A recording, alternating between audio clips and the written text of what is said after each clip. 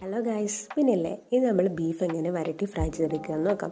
അപ്പോൾ അതിന് വേണ്ടി നമ്മൾ വീട്ടിലുള്ള കുറച്ച് ഐറ്റംസ് ആവശ്യമുള്ളൂ. അപ്പോൾ നമ്മൾ ഫസ്റ്റ് തന്നെ ബീഫ് ഒന്ന് കട്ട് ചെയ്തെടുക്കണം. അത് സൈസിലുള്ള കുഞ്ഞു കഷ്ണങ്ങളാക്കിയിട്ട് കട്ട് ചെയ്ത് കഴുകിയെടുക്കാം.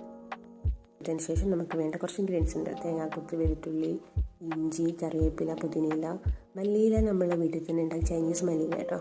അപ്പോൾ അതിന് പ്രത്യേക ടേസ്റ്റാണ്. അപ്പോൾ കുറച്ച് എണ്ണ അടിച്ചിട്ട് എന്ത് ചെയ്യാം, തേങ്ങ കൊണ്ട് മൂപ്പിച്ചെടുക്കാം. അതിലോട്ടേക്ക് നമുക്ക് വെളുത്തുള്ളി, ബാക്കിയുള്ള ഇൻഗ്രീഡിയൻസ് ഉണ്ടല്ലോ, കുഞ്ഞുള്ളി, പച്ചമുളക്, ഇതൊക്കെ ഒന്ന് ഇട്ടിട്ടൊന്ന് മൂപ്പിച്ചെടുക്കാം. അപ്പോൾ ഈ സമയത്ത് നമുക്ക് കുറച്ച് മുളക് പൊടി, മഞ്ഞൾപ്പൊടി, മസാലപ്പൊടി, മീറ്റ് മസാല ഇട്ടിടുന്നത് ഒന്ന് സെറ്റാക്കി എടുക്കാം. അപ്പോൾ ഇതിലോട്ടേക്ക് നമുക്ക് കുറച്ച് വെള്ളം ഒഴിക്കണം.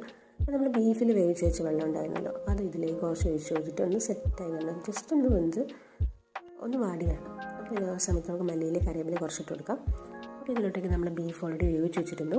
ഉപ്പ്, മഞ്ഞൾപ്പൊടി, കുരുമുളക് ഇട്ടൊന്ന് ജസ്റ്റ് വേവിച്ച് വെച്ചായിരുന്നു. അപ്പോൾ അത് ഇതിലോട്ടേക്ക് ഇട്ടിട്ടൊന്ന് വറ്റി വരന്ന്